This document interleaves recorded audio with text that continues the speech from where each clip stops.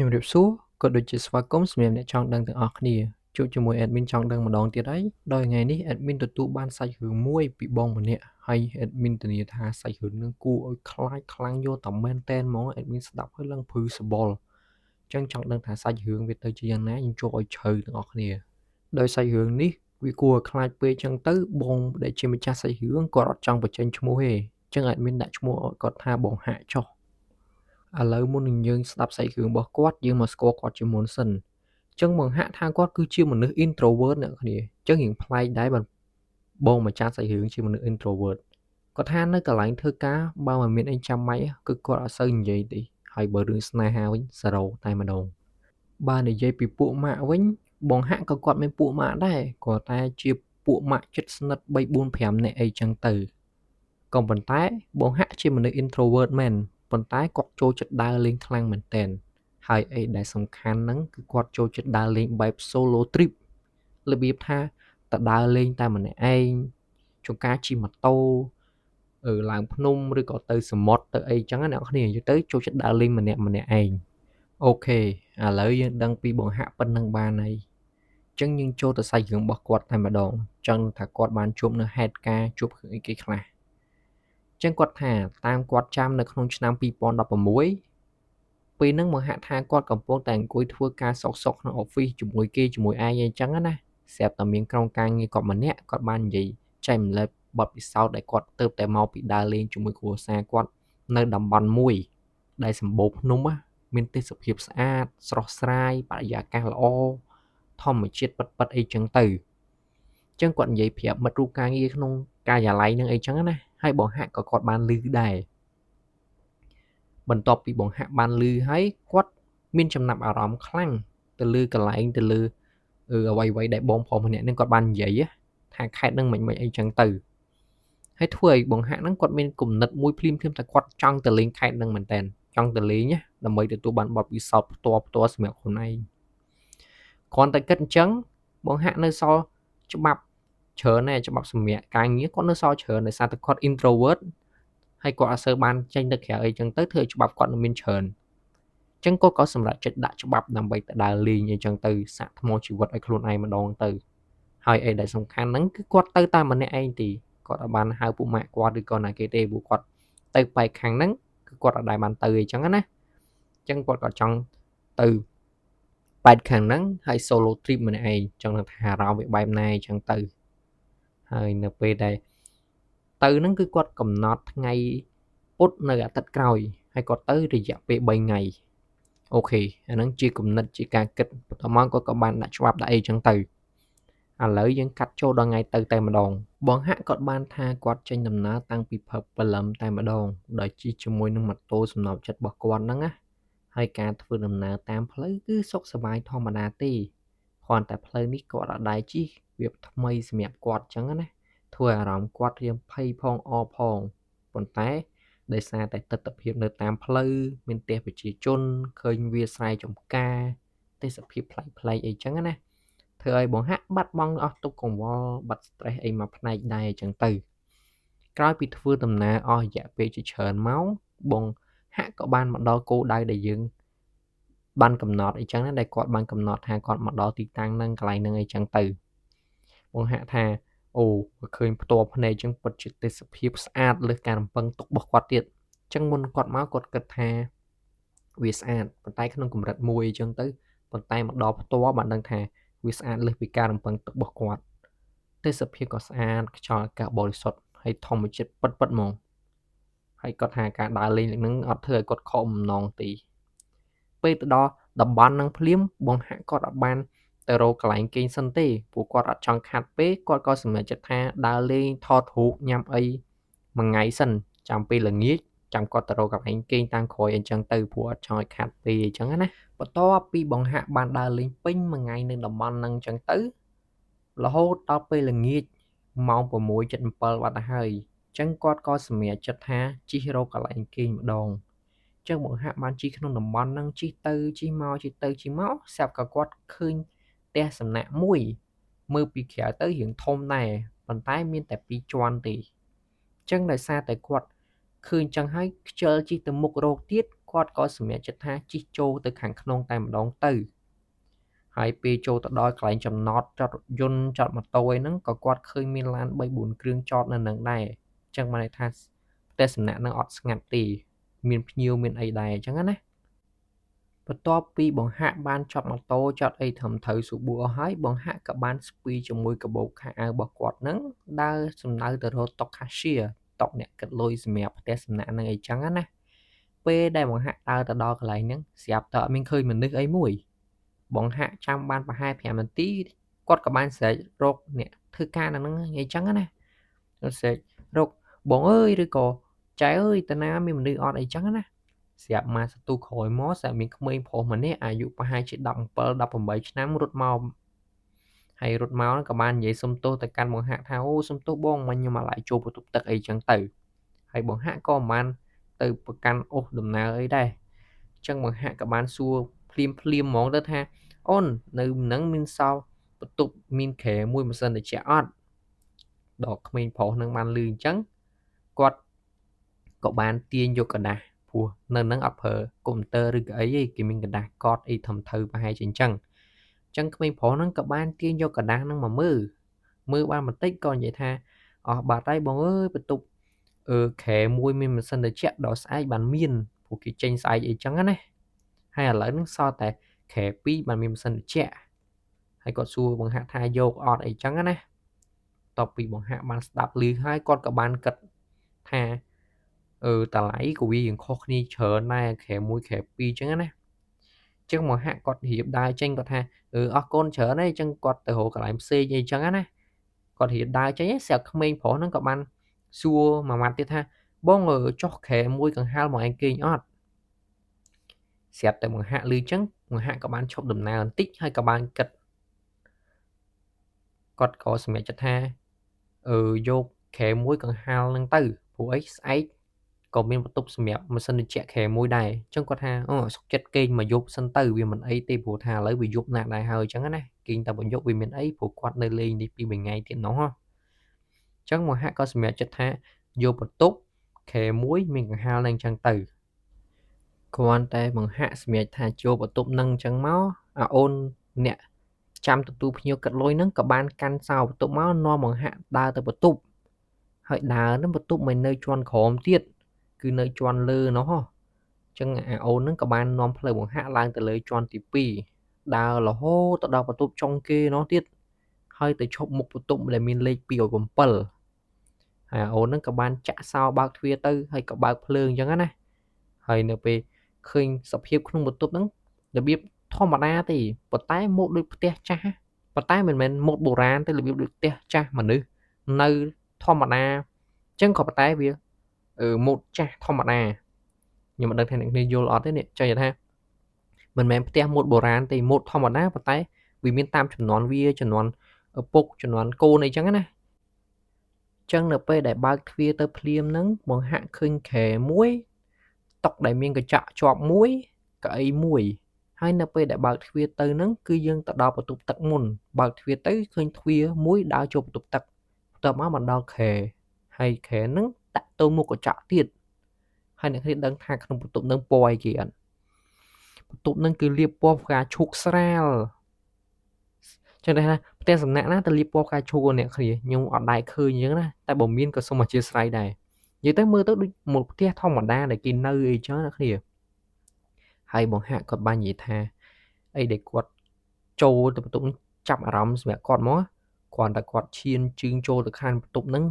មានអារម្មណ៍ថាត្រជាក់ហ្មងត្រជាក់ដូចបន្ទប់ហ្នឹងបើកម៉ាស៊ីនត្រជាក់ទុកចោលអីចឹងអ្នកគ្នាក៏ប៉ុន្តែបន្ទប់ហ្នឹងគឺបន្ទប់កង្ហាលចឹងវាមានម៉ាស៊ីនត្រជាក់អីចឹងមកពីណាអាចចំហាយម៉ាស៊ីនត្រជាក់ចឹងគាត់ឆ្ងល់ហេតុអីក៏គាត់មានអាចចំហាយត្រជាក់មកប៉ះខ្លួនគាត់អីចឹងណាអាហ្នឹងមួយប៉ុន្តែមួយទៀតក៏គាត់ចូលទៅក្នុងបន្ទប់ស្រាប់តែធំក្លិនដូចបន្ទប់របៀបថាបន្ទប់គេទុកចោលធំក្លិនដី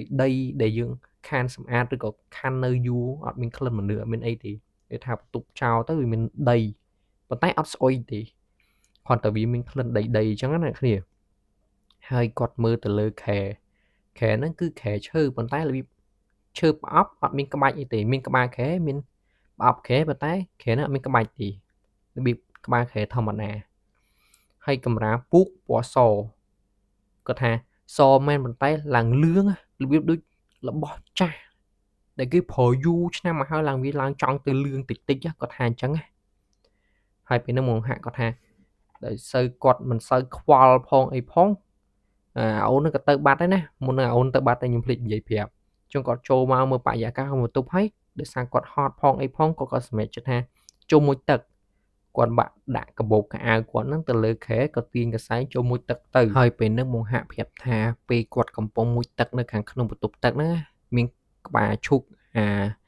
ក្បាលផ្កាឈូកនឹងពេលយើងបើកទឹកមកវាមិនលឺសលេងចឹងពេលគាត់កំពុងមួយទឹកកក់សក់ហ្នឹងគាត់ស្រាប់តែលឺដូចសលេងគេអូសក្អីលឺសូរងៀតចឹងណាគាត់លឺសូរចឹងគាត់អត់សូវចាប់អារម្មណ៍ទេលឺសូរម្ដងទៀតងៀតចឹងទៀតគាត់ក៏ផ្ទៀងស្ដាប់ទៅមានលឺសំឡេងអីទេគាត់ថាប្រហែលជាអូគាត់ស្ដាប់ច្រឡំឬក៏បន្ទប់គៀនអីចឹងទៅចឹងក៏គាត់មិនសូវខ្វល់ខ្វាយមិនមែនក៏សម្រាប់ជំរះខ្លួនជំរះអីមួយទឹកហើយអស់ក៏ចេញមកក្រៅបន្ទប់មកចេញមកដល់ក្រៅគាត់ពាក់អាវពាក់អីធ្វើកិច្ចការគាត់បានរៀបរាល់អស់ហើយបងហាក់ក៏បានទាញកាមេរ៉ាគាត់ទៅដើរលេងគាត់មានកាមេរ៉ាសម្រាប់ថតយករូបភាពណាដែលស្អាតអីចឹងណាចឹងគាត់ក៏យកកាមេរ៉ាហ្នឹងមកចុចមើលរូបភាពដែលគាត់បានថតពីថ្ងៃមកដែលគាត់បានដើរលេងពេញមួយថ្ងៃមកថាបានរូបភាពស្អាតអីខ្លះចឹងអ្នកគ្នាបន្ទាប់ពីបងហាក់ចុចចុះចុចឡើងមើលប្រហែលជាកន្លះម៉ោងបងហាក់ក៏ចាប់ផ្ដើមងងុយគេងដោយសារតែគាត់ហត់ពេញមួយថ្ងៃដោយសារជិះម៉ូតូផងដើរលេងផងអីចឹងផងចឹងណាគ្នាទុនតបកភ្នែកងុយគេងអញ្ចឹងទៅចឹងបងហាក់ក៏សម្រេចចិត្តថាបិទភ្លើងបន្ទប់ប៉ុន្តែបើកភ្លើងបន្ទប់ទឹកហើយគាត់ក៏ទាញភួយមកទៅ10បិទភ្នែកគេងទៅហើយមុនគេងហ្នឹងគាត់មើលម៉ោងដែរម៉ោងទៅ9ទេប៉ុន្តែដោយសារគាត់ហត់គាត់ក៏សម្រេចចិត្តគេងអញ្ចឹងទៅកាត់មកដល់ក្រោយពីគាត់បានគេងប្រហែល2 3ម៉ោងមកអ្នកគ្នាស្រាប់តែគាត់មានអារម្មណ៍ថាអាសៅបាត់ជើងនិយាយថាគាត់មុនដំបូងយើងគេងយើងដាក់បាត់ជើងក្នុងភួយអញ្ចឹងតែនៅពេលដែលយើងគេងលក់ទៅយើងអត់ដឹងថាយើងអង្គើខ្លួនឬក៏កម្រើកអីមិនទៅធ្វើឲ្យជើងយើងទៅនៅក្រៅភួយចឹងទៅគាត់ក៏មានអារម្មណ៍ថាអាសៅបាត់ជើងអីចឹងទៅចឹងដំបូងមកហាក់ក៏អត់សូវចាប់អារម្មណ៍ទេប៉ុន្តែអ្នកគ្នាយូរទៅវាលេងអេសខ្លាំងទៅមុនដំបូងអាសៅយូរទៅចូលឈឺទៅស្រាប់មកហាក់គាត់ភ្ញាក់ធាក់មក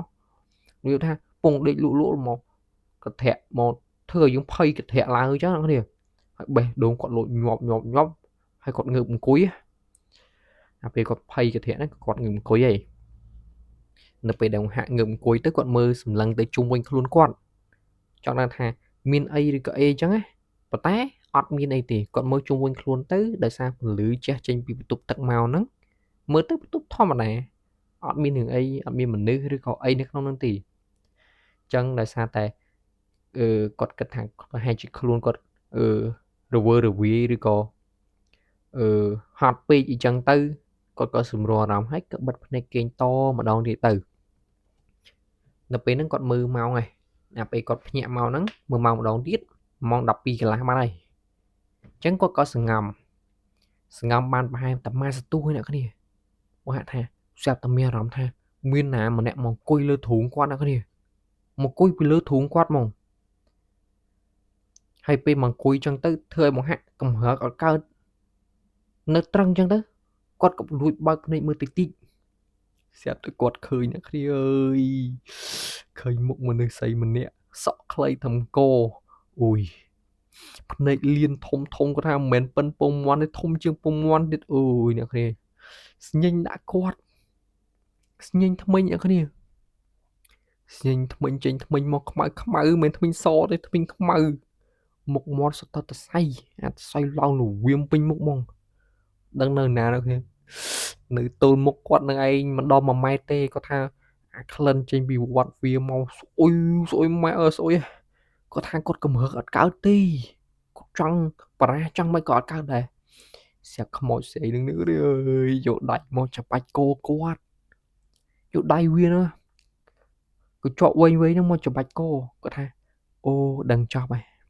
ប៉ុនហើយកូនម៉ែកូនឪដឹងចប់ហើយអាពេលវាច្បាច់យើងអាពងយើងចង់ថប់ហើមនោះស្រាប់គាត់នឹកដល់រឿងមួយយ៉ាងគាត់ធ្លាប់ដឹងណាគាត់ថាបើសិនជា មានរឿងនឹងកើតឡើងគេសកត់ឬក៏យើងកមើកើតឲ្យយើងព្យាយាមកមើមេជើងនឹងគ្នាដែលលឿននឹងគាត់ដឹងដែរអញ្ចឹងណាអញ្ចឹងនៅពេលដែលអញ្ចឹងគាត់ក៏សាកធ្វើតាមដល់ធ្វើតាមបានផលមែនអ្នកគ្នាដល់គាត់ធ្វើមិនគាត់កម្រើកទាំងមេជើងហើយនៅពេលដែលមានឱកាសគាត់កម្រើកទាំងខ្លួនគាត់អញ្ចឹងណាដល់ហើយគាត់ក៏បានកុំធាក់ខ្លួនឯងឡើងមកក៏ចេញពីការស្កត់ចេញពីការជាប់មកខ្មោចហ្នឹងអូយអ្នកគ្នាដឹងគាត់ថាម៉េចឯងនៅពេលដែលគាត់ងើបឡើងមកអង្គុយណាដៃដែលច្បាច់កហ្នឹងមិនមែនដៃខ្មោចទេគឺដៃគាត់ខ្លួនឯងគាត់ថាអូអស់ពាក្យនិយាយមកអ្នកគ្នាគាត់គិតថាដៃដែលមកច្បាច់កគាត់ចង់ដាច់ខ្យល់ហ្នឹងថាដៃខ្មោចតែមិនមែនទេដៃខ្លួនគាត់ហ្នឹងមកច្បាច់កខ្លួនឯងគាត់ថាវាជារឿងដែលនឹកស្មានដល់ហ្មងដល់ពេលអញ្ចឹងទៅអ្នកគ្នាគាត់ភ័យគាត់បុកពោះគាត់ដល់អញ្ចឹងទៅគាត់ចាប់ផ្ដើមប្រមូលអីវ៉ាន់ហើយអីវ៉ាន់គាត់ដែលដាក់បរិយាយឬក៏អីហ្នឹងទាំងខោអាវទាំងកាមេរ៉ាទាំងអីនោះប្រមូលអីវ៉ាន់គាត់ថារត់ទាំងយប់ហ្នឹងអត់បាននៅដល់ព្រឹកឯងស្រាប់គាត់រៀបហើយទាំងផាត់ភ័យផងអីផងបើកភ្លើងពេញបន្ទប់អស់អ្នកគ្នាគាត់រត់ទៅទ្វារទៅមួលទ្វាររត់ទៅក្រៅអីចឹងណាឲ្យគេជួយឬអីចឹងទៅស្រាប់រត់ទៅដល់ទាញទ្វារហ្នឹងអាដៃទ្វារមូលអាមូដៃទ្វារវាមានមូវាមានកាច់តែដៃទ្វារនេះមូគាត់បានចាក់សោអញ្ចឹងណាលេងគាត់មូមកអ្នកគ្នាលេងលបូតអាដៃនឹងមកមូឲ្យថាទាញចេញមកអញ្ចឹងណាទាញឲ្យទ្វារលបូតវាមានលបូតទ្វារណាវាលបូតអាដៃទ្វារចេញមកអូអ្នកគ្នាឥឡូវបើអ្នកគ្នាក្នុងស្ថានភាពហ្នឹងអ្នកគ្នាធ្វើម៉េចគាត់និយាយមកខ្ញុំឡើងភឺហ្មង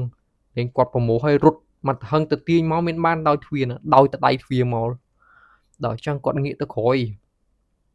ស្រាប់តែមកម្ដងទៀតអ្នកគ្នាអើយមកម្ដងទៀតហើយស្រាប់គាត់ឃើញរូបរាងខ្មោចស្រីមួយពាក់ខ្មៅទាំងខោទាំងអាវហើយនៅកមានបង់កាម៉ាពុកហោមអ្នកគ្នាប្រហែលជាសម័យដឹងថាជាប្រភេទអីណាខោអាវខ្មៅកាម៉ាក្រហមបង់កហើយសក់ខ្លីត្រឹមកសក់ខ្លីហើយមកម្ដងនេះអើយមុខយ៉ាស់អញញឹមណាគ្នាមុខសស្នាមដូចអាឬអីចឹងណាហើយអញញឹមយ៉ាស់ដល់គុំដូចជាអើយអ្នកគ្នាចេញថ្មិញមកខ្មៅភ្នែកលៀនភ្នែកមកចាហៀងលៀនចេញក្រៅមកចាហៀងទៀតមកចាហៀងទៀតដឹងមិនគ្នាជាប់តសៃមកទេណោងអូយគាត់ថាពេលហ្នឹងគាត់គាត់ថាចង់តែអត់ដឹងថាគូមិនវាសាហាវពេកយ៉ាងនេះហើយដើរមកហៅគាត់យឺតដើរមកហៅគាត់មកចាហៀងយឺតហើយនិយាយថាចង់ទៅណានៅនឹងហើយបាន2នេះហើយវានិយាយយើងទៅតែបត់វាសើចអ្នកគ្នាមកវាសើចបងហាក់ដល់ចឹងទៅគាត់ថាបើទាញទៅក្រៅចេញទៅពួនក្នុងទប់ទឹកដល់ទៅទាញទៅវាទប់ទឹកចឹងដូចគ្នាអ្នកគ្នាឲ្យលបូតមកទៀតប៉ុន្តែប៉ះអីលបូតនឹងប៉ះអីលបេះនឹងចាប់អត់ជាប់ទេគាត់ទាញកៅអីហៅគប់ឬអីចាប់លបេះចាប់លបូតគាត់អស់ក្បាច់គាត់ទាញអាកាបូបគាត់គប់ទៅទៀតតែគប់អត់ត្រូវទេអ្នកគ្នាអើយគប់អត់ត្រូវទេដល់វាដើរមកចិត្តគាត់ប្រហែលជា5ម៉ែត្រពីគាត់អីចឹងណាស្រាប់ដើរវាដាក់ឡាស់ស្គៀមកនឹងមើលលេខដើរដល់ធ្លាក់ក្បាលមកខ្ពាកល្មៀមមកជើងមកហាក់ថាអើយអ្នកគ្នាខ្ញុំនិយាយតាមគាត់ក៏ចង់ភឺដែរលេងដើរនិយាយធ្លាក់ក្បាលមកខ្ពាកល្មៀមមកចិត្តជើងមកហាក់ហើយវាថាជួយរើសក្បាលវាផងអូយបងខ្ញុំមកជើងទៅហ្មងដូចបាល់ពេនទីណាគ្នាអូយអ្នកគ្នាសុំទោសភ័យពេកចឹងដល់មកហាក់ឃើញចឹងមកហាក់មានពេនទីអីទេអ្នកគ្នាអើយគាត់ស្លាប់ស្ដុកនៅមុខទ្វារនឹងប្រយស្លាប់ស្ដុកមកហើយបន្ទាប់ពីហ្នឹងមកក៏គាត់លេងដឹងខ្លួនអីទៀតដែរបើស្លាប់បាត់អីហ្នឹងអូយអ្នកគ្នាសាហាវពេកមកអ្នកគ្នាបំចឹងមិនអោយស្លាប់មិនទៀតណាសម្លាប់សណាងនេះបើអត់ស្លាប់ទេដឹងទៅ handle ទៅប្រឈមមួយវាមិនអ្នកគ្នាឥឡូវកាត់ចូលដល់នៅពេលដែលមកហាក់គាត់ដឹងខ្លួនវិញបានហៅមុនហ្នឹងគាត់ស្លាប់ចឹងទៅគាត់ក៏លេងដឹងអីហើយក៏គាត់ឥឡូវចូលដល់ពេលគាត់ដឹងខ្លួនវិញណាអ្នកគ្នាចឹងនៅពេលដែលគាត់បើកភ្នែកឡើងគាត់ឃើញគាត់នៅក្នុងបន្ទប់តែបន្ទប់មួយទៀតមិនមែនបន្ទប់ចាស់គាត់ទេណាគាត់កេងលើនឹងទៅមានភួយគ្របមានអាកណាត់តិចបិទលើក្បាលគាត់អីចឹងអ្នកគ្នាស្រាប់មកស្ទូមកមានអ៊ំស្រីម្នាក់ដើរចូលមក គាត់ថាអូអូនដឹងខ្លួនហើយអូនដឹងខ្លួនហើយអញ្ចឹងណាគាត់សួរនាំអីចឹងទៅចឹងបន្ទាប់ពីសួរនាំនិយាយដេញដោអស់ហើយបើនឹងថាអ៊ំហ្នឹងគាត់ជាម្ចាស់ផ្ទះសំណាក់ហ្នឹងគ្នាអ៊ំស្រីហ្នឹងណាម្ចាស់ផ្ទះសំណាក់ហ្នឹងហើយអ៊ំស្រីគាត់ប្រាប់ថាបងហាក់នឹងស្លាប់ឡើងមួយថ្ងៃពេញហ្មងហើយឥឡូវនេះស្មើនេះម៉ោង8 9ព្រឹកឯអ្នកគ្នាបានថាគាត់ស្លាប់តាំងពីយប់ហើយមួយថ្ងៃហើយទៅដល់ម៉ោង8 9ព្រឹកបានគាត់ងើបវិញគាត់ថាអូមិនធម្មតាទេអ្នកគ្នាចឹងបន្ទាប់មកបងហាក់សួរថាម៉េចបានដឹងតែគាត់នឹកបន្ទប់នឹងមិនបានគាត់មកនៅនេះអីចឹងគាត់ឆ្ងល់ចឹងអ៊ំស្រីក៏បានរៀបរាប់ប្រាប់ថាអាអូនមួយដែលជាអ្នកនាំបង្ហាក់មកបន្ទប់ហ្នឹងនៅពេលផឹកឡើងហ្នឹងណាគាត់បានប្រាប់អ៊ំស្រីថាមានបងម្នាក់គាត់មកហូបបន្ទប់ហូអីហើយដោយសារតែគាត់ធ្វើការខែមួយគាត់ក៏បានយកទៅដាក់បន្ទប់207គាត់តែអ៊ំស្រីឮថាយកទៅដាក់បន្ទប់207អ៊ំស្រីរត់ហើយអូននោះរត់ទៅមើលថាអ្នកគេនឹងមិនហើយអីហើយអញ្ចឹងណាចឹងនៅពេលដែលអ៊ំស្រីទៅដល់គោះផងអីផងអត់លឺបើកទ្វារអត់លឺអីអ៊ំស្រីក៏សម្រេចចិត្តថាចាក់សោចូលទៅពួកគាត់ម្ចាស់ទេសនាចឹងគាត់ប្រកាសជាមានសោសគួរអីចឹងសម្រាប់បន្ទប់ទាំងអស់គ្រាន់តែគាត់ចាក់សោចូលទៅគ្នាគាត់ឃើញមកហាក់ដេកស្លាប់នៅមុខទ្វារហ្នឹងហើយអាវ៉ាន់អាប៉ាត់អាប៉ាយកាបូបរាយប៉ាយពីហ្នឹងចឹងអ៊ំស្រីអត់ចាំយូរក៏អុយមានគ្នាមកជួយគ្រាបង្ហាក់ទឹកជន់ក្រោមទៅបន្ទប់របស់អ៊ំស្រីនឹងបណ្ដោយបន្ទប់ដែលថាគាត់យូរមកគេនឹងម្ដងអីចឹងណាគ្នាចឹងហើយបានទុកបង្ហាក់ហៅពេទ្យហៅអីមកដាក់សេរ៉ូមឬក៏មកនិយាយទៅព្យាបាលបង្ហាក់ចឹងណាឲ្យបង្ហាក់ដឹងខ្លួនព្រោះស្លាប់ឡើងមួយថ្ងៃអ្នកគ្នាស្លាប់មួយថ្ងៃភ័យពេកអីចឹងណាគ្នាចឹងហើយបានបង្ហាក់ឥឡូវនេះមកនៅក្នុងបន្ទប់ថ្មីមួយទៀតបន្ទប់របស់អ៊ំស្រីនៅខាងក្រោមចឹងទៅហើយដល់ពេលបង្ហាក់គាត់ឆ្ងល់ថាបន្ទប់នឹងវាកើតអីបន្ទប់នឹងវាថៃហើយមិនបានឲ្យគាត់ទៅនៅបន្ទប់នឹងគាត់មុនដំបូងនេះគាត់ចង់ខឹងដែរហ្នឹងមកឲ្យគាត់ទៅនៅបន្ទប់នឹងអីចឹងណាចឹងអ៊ំស្រីគាត់ថាអូតាមពិតអ៊ំអត់មានចង់ឲ្យបើកបន្ទប់នឹងអីទេដោយសារតែអូននឹងគាត់ទៅមកថ្មីទៅចូលបានមួយថ្ងៃហ្នឹងថ្ងៃមកហាក់មកនៅគាត់ទៅធ្វើបានមួយថ្ងៃហ្នឹងទេចឹងគាត់អត់ដឹងដល់គាត់អត់ដឹងចឹងទៅហើយគាត់ក៏អត់ដឹងថាបន្ទប់នឹងមានរឿងអីកើតឡើងដែរគាត់ក៏នាំបង្ហាក់ទៅអីចឹងណាគាត់មើលឆែកមើលក្នុងកណ្ដាលហ្នឹងឃើញសមមកបន្ទប់នឹងមែនចឹងក៏គាត់នាំបង្ហាក់ទៅហើយគាត់ក៏អត់ដឹងដែរអាអូនប្រុសហ្នឹងក៏គាត់ដឹងថាបន្ទប់នឹងកាត់អីដែរ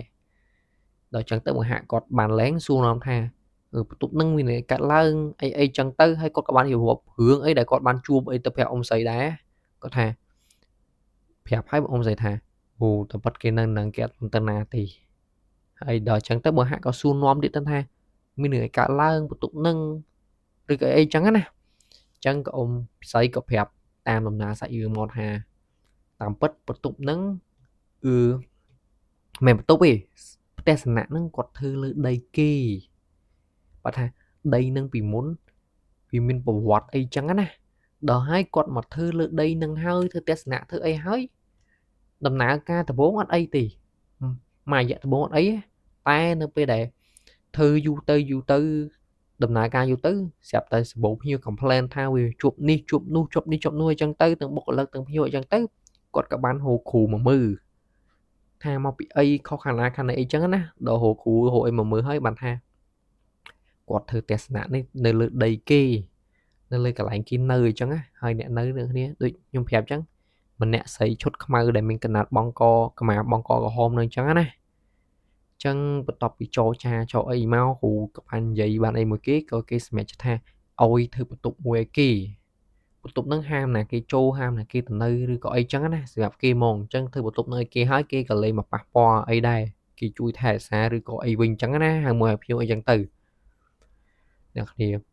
បន្ទប់ហ្នឹងបានថាបន្ទប់ហ្នឹងបន្ទប់របស់គេអញ្ចឹងណារបស់មនុស្សស្រីហ្នឹងចង់បានពណ៌ផ្កាឈូកហើយធំខ្លួនដីដោយសារតែអត់មានណាគេទៅនៅនឹងទេអាចថាមួយខែពីរខែគេចូលទៅសម្អាតម្ដងអីចឹងណាប៉ុន្តែបើកឲ្យភ្ញៀវនៅគឺអត់ដែរទេអូដល់ពេលចឹងទៅបានមកហាក់ដឹងគ្រប់យល់គ្រប់រឿងថាមិនបានជួបបានអីចឹងណាគ្នាហើយយើងទៅបន្ទោះអាអូននោះក៏វាមិនកើតព្រោះគ្នាវាអត់ដឹងមែនគ្នាទៅបញ្ចូលអីចឹងណាដល់មកហាក់បានដឹងរឿងអីចឹងទៅគាត់ក៏នៅសម្រាប់ព្យាបាលដល់គាត់មានកម្លាំងមានអីហើយបានគាត់ធ្វើដំណើរមកពេញវិញគាត់ទៅថាទៅលើកនេះមិនដឹងជាសយមិនដឹងជាហេងទេ បានទាំងសុបាយបានទាំងបាសសក់ខ្មោចលងលោកនោះសាហាវយកតែមែនទែនគាត់ថាអញ្ចឹងអ្នកនាងគាត់ដោយសារគាត់អត់ចង់លាក់ក្នុងចិត្តគាត់ គាត់ក៏សម្រេចចិត្តថាយកមកប្រាប់ admin អញ្ចឹងឲ្យជួយឲ្យនិយាយអីចឹងទៅហើយសាហាវមែនទែនអ្នកនាងចឹងដំណើរ solo trip របស់គាត់មានតែប៉ុណ្្នឹងទេหมายថាគាត់ទៅដើរលេងម្នាក់ឯងនៅតំបន់មួយដែលសម្បូរភ្នំធម្មជាតិអីចឹងណាអត់អីទេដើរលេងហ្នឹងប៉ុន្តែអីដែលគាត់ជួបគឺនៅផ្ទះសំណាក់ដែលគាត់ស្នាក់នៅយប់ឡើងហ្នឹងទៅជួបប៉ះរបស់ពិតហ្នឹងសាហាវគាត់នងសាហាវគួរមកហើយចែហ្នឹងលេងដល់ថ្នាក់ហ្នឹងឡាស់ស្គីហើយគាត់មកហាក់ថាគាត់អត់ដែរអានឹងលើកទី1របស់គាត់ដែលជួបអាទិដ្ឋភាពសាហាវបែបហ្នឹងតែមកហាក់ក៏គាត់ strong ដែរគាត់មិនបាក់ញោមអីខ្លាំងទេប៉ុន្តែភ្លេចនិយាយនេះបន្ទាប់ពីគាត់បានស្រួលខ្លួនហើយមុនគាត់ចេញមកពេញវិញក៏គាត់បានចូលវត្តដើម្បីឲ្យព្រះអង្គស្រោចទឹកអីលើករាសីវិញដែរចឹងគ្នាហើយបន្ទាប់ពីដឹងចឹងទៅដោយសារអ៊ំស្រីគាត់ចិត្តល្អគាត់ជួយគាត់អីចឹងទៅបងហាក់ក៏មិនបានដើរបកគោបកាសប្រាប់គេឬក៏ធ្វើបាបអ៊ំស្រីវិញដែរហើយអូនទូចហ្នឹងក៏មិនបានទៅធ្វើបាបអីវាដែរដោយវានៅធ្វើការធម្មតាគាត់ថាឲ្យវាដឹងតំបន់ដល់បន្ទប់ណាដែលឲ្យភ្ញៀវចូលបន្ទប់ណាឲ្យភ្ញៀវចូលអីចឹងណាព្រោះតាមទស្សនៈហ្នឹងមិនមែនទស្សនៈទុកចោលឬក៏ទស្សនៈអត់មានមនុស្សទេមានមនុស្សនៅដែរក៏គេនៅបន្ទប់ផ្សេងគេមានអីហើយយើងចូលទៅប៉ះរបស់ពិតប៉ះ super ប៉ះបន្ទប់VIP ហ្មងនេះអូអ្នកគ្នាក៏ស្ដាប់ឡើងភឺសបល់ហ្មងហើយចឹងវីដេអូហ្នឹងគឺមានតែប៉ុណ្្នឹងឯងអានេះជាបទពិសោធន៍របស់បងហាក់នេះឈ្មោះឲ្យទេឈ្មោះពិតខ្ញុំអត់បាននិយាយទេគាត់ឲ្យនិយាយទេបងហាក់ឥឡូវយើងសរុបរឿងខ្លីៗមកបងហាក់គាត់ជាមនុស្ស introvert ចូលចិត្តដើរលេង solo trip ដើរលេងនៅតំបន់មួយដែលសម្បូរភ្នំធម្មជាតិទៅនៅទស្សនៈមួយហើយទៅនៅបន្ទប់ដែលគេហាមឃាត់ដោយសារតែអូនហ្នឹងវាអត់ដឹងថាបន្ទប់ហាមឃាត់យកគាត់ទៅដាក់បន្ទប់ហ្នឹងអញ្ចឹងក៏គាត់បានស៊ី super ប៉ះរបស់ប៉ាត់ទៅអាហ្នឹងក៏ជាបទពិសោធន៍ក្នុងជីវិតគាត់ដែរអញ្ចឹងទៅណាបន្ទាប់ពីហ្នឹងមកក៏គាត់ហ្នឹងទៅណាមកណីដើរលេងអីក៏ម្នាក់ឯងរៀងកាប់ថយហើយក៏បានដើរលេងគ្នាវិញអញ្ចឹងដែរគាត់ប្រាប់ដែរអញ្ចឹងណាគ្នាអូខេហើយចឹងសម្រាប់វីដេអូហ្នឹងមានតែប៉ុណ្្នឹងទេបើសិនជាប្រិមិត្តឬក៏បងប្អូនមានសាច់រឿងចង់ឲ្យមានលើកយកមកនិយាយចឹងដែរ admin នឹងត្រប់link ទេនៅ Telegram របស់ admin នៅខាងក្រោមអាចឆាតទៅ admin ចឹងទៅ admin នឹងយករឿងរបស់បងប្អូនមកនិយាយចែកចាយអ្នកដែលចង់ដឹងចង់ស្ដាប់ទាំងអស់គ្នាអូខេចឹង admin ថ្ងៃនេះមានតែប៉ុណ្្នឹងទេពេល admin ចង់ដឹងជម្រាបលា